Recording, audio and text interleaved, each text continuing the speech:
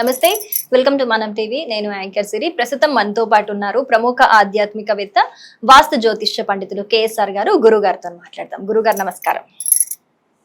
గురుగారు, బ్రహ్మ ముహూర్తంకి చాలా విశిష్టత ఉంటుందని చెప్తూ ఉంటారు. అంటే మామూలుగా కూడా మనం ఏదైనా చదువుకునేది ఉన్నా కూడా తెల్లవారుజామున లేచి చదువుకో బాగా గుర్తుంటుంది అని చెప్తూ ఉంటారు. ఈ మధ్య వింటుంది ఏంటి అని అంటే, ఈ మేనిఫెస్టేషన్ అనేది కూడా 4 to 5 మధ్యలో మార్నింగ్ అలా అంటే బ్రహ్మ ముహూర్తం టైంలో చేస్తే కూడా తొందరగా ఫలిస్తుంది, రిజల్ట్ చాలా క్విక్ గా కనిపిస్తుంది అని చెప్తూ ఉంటారు. అంటే ఆ టైంకి అంత కాస్మిక్ ఎనర్జీ ఉంటుంది కాబట్టి ఎక్కువ లెవెల్లో అంత విశిష్టత ఉంటుంది అని చెప్తూ ఉంటారు. మరి అసలు ఆ బ్రహ్మ ముహూర్తంలో అంతటి విశిష్టమైన టైంలో ఈ ఆర్థిక కష్టాలతో చాలా మంది ఇబ్బందులు పడుతుంటారు. నాకు తెలిసి 90% మంది అదే కష్టాలు పడుతూ ఉంటారు. మరి అలాంటి వారు ఆ బ్రహ్మ ముహూర్తంలో ఎలాంటి రెమెడీస్ చేస్తే దాని నుంచి బయటపడొచ్చు అంటారు? అంటే బ్రహ్మముహూర్తంలో మనం నేరుగా చేయగలిగింది ఏదైనా ఉంటే కనుక సాధించలేనిది కూడా ఏమి ఉండదు, అన్నీ సాధించవచ్చు. కానీ అది ఎంతవరకు సాధ్యము అనేది, అంటే బ్రహ్మముహూర్తం అనేది యావరేజ్గా 4:30 నుంచి ఒక 30 గంట కాలం ఉంటుంది. అంటే 5:15, 5:20 అనుకోండి.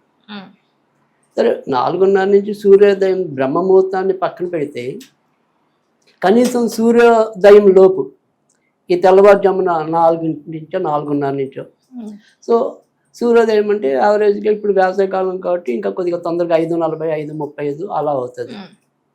సో ఇందులో ఈ టైంలో లేచి సాధన చేసేవాళ్ళు ఎంతమంది ఉంటారు? పెద్దవాళ్ళని వదిలేయండి. సో ఇప్పుడు మనకి ఏ సమస్యలు ఉన్న యువతరం ఉంది, లేదా ఉద్యోగస్తులు ఉన్నారు, వాళ్ళకి అది ఎంతవరకు సాధ్యం. కానీ మనం చెప్పేది ఏంటంటే అసాధ్యం అనేది సాధారణంగా తక్కువ బ్రహ్మముహూర్తంలో చేసేదానికి.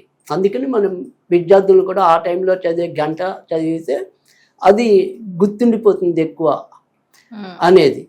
సో లేదు, అదే టైంలో నేను ఏదైనా ఒక మంత్ర సాధన పెట్టుకున్నాను, అది శీఘ్రంగా ఫలిస్తుంది.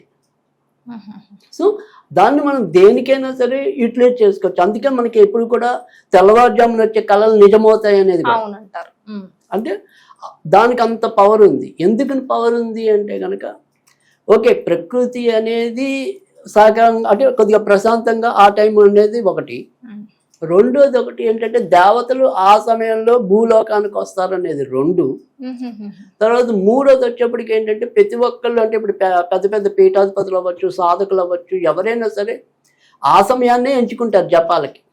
సో అందుకని వారి నుంచి వచ్చే వైబ్రేషన్స్ అన్ని గాలి ద్వారా మనకి చేరుకోవడానికి చాలా అవకాశాలు ఎక్కువ ఉంటాయి. సో అందుకని మనకి ఏంటంటే ఆ టైం అనేది బెస్ట్ అనేది. సో అందుకని అది పరమోత్తమ కాలంగానే మనం చెప్పుకుంటాం. సో అందుకని ఈ సమయంలో కనుక మీరు కనీసం ప్రతిరోజు అనే దాంట్లో ఇప్పుడు మనం ఒక సాధన ఒక సర్టన్ పీరియడ్ ఇస్తాం. అంటే ఒక 40 రోజులు చేయండి, లేదా 90 రోజులు చేయండి అని. సో ఈ 40 రోజులు మండలం ఉంటుంది దాన్ని. సో 90 రోజులు అనేది జనరల్గా ఎక్కువ దీక్షకి 90 రోజుల కాలం ఇస్తాం. సో మినిమం 40 రోజులు అనేది ఉండాలి. సో మ్యాక్సిమం 90 రోజులు ఉంటే సరిపోతుంది. అలా కనీసం మీరు లేవగలిగితే సంవత్సరం మొత్తం వదిలేయండి. ఎందుకంటే ఇవాళ రకరకాల డ్యూటీలు ఉన్నాయి, రకరకాల పద్ధతులు ఉన్నాయి. సో అందుకని ఈ పద్ధతిలో కనీసం ఒక 40 రోజులు 90 రోజులు చేస్తే మనకు ఆర్థికంగా ఉండేదానికి ఇబ్బందులు కలగకుండా బయటపడడానికి ఈ సమయంలో ఏ లక్ష్మీ మంత్రం పఠిస్తే వాళ్ళకి అదృష్టం పెరుగుతుంది అనేది. సో ఇప్పుడు నేను చెప్పబోయే ఏదైనా సరే ఆ సాధన కూడా అదృష్టానికి పెంచడానికి, అంటే ప్రతి ఒక్కరికి కూడా మనకి ఎప్పుడు కూడా కావాల్సింది ఏంటంటే అదృష్టం.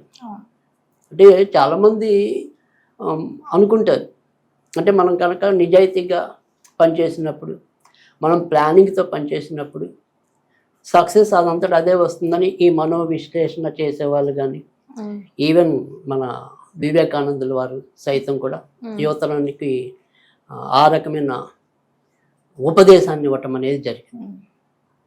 కానీ ఇదే విషయంలో నేను ఒకసారి కొంతమందితో చర్చించడం అనేది కూడా, అంటే ఇప్పుడు సపోజ్ మనకి ఇక్కడ ఒకటే పోస్ట్ ఉంది, మ్యాక్సిమం ఒకటే పోస్ట్ ఉంది, మీరు నేను చాలా సమానమైన స్థాయిలో వచ్చాం.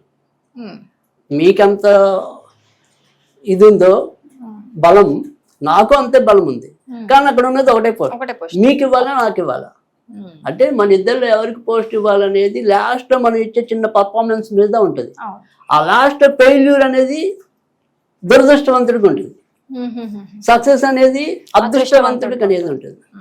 అందుకని ప్రతి ఒక్కరి జీవితాన్ని వారి యొక్క శారీరక శ్రమ అవ్వచ్చు, మానసిక శ్రమ అవ్వచ్చు, ఇంకో రకమైన శ్రమ అవ్వచ్చు, కానీ ఎంతో కొంతపాటి అదృష్టమైన కలిసి వచ్చినప్పుడు మాత్రమే వారు పరిపూర్ణంగా రాణింపు అనేది ఉంటుంది. లేదంటే ఎక్కడెక్కడ వాళ్ళు దాన్ని మిస్ అయ్యామనేది ఉంటుంది.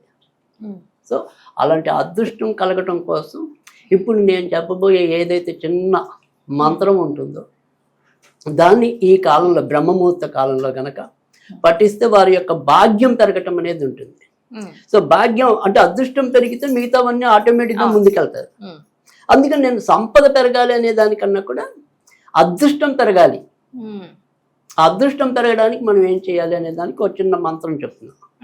అదేంటి అంటే కనుక ఓం హైం అంటే ఇల్లు ఐ హైం, ఓం హైం కమలిన్యై కమలిన్యై కమలిన్యై, మళ్ళీ లావాల్లో హా హా హాం హీం హూం పట్ స్వాహ.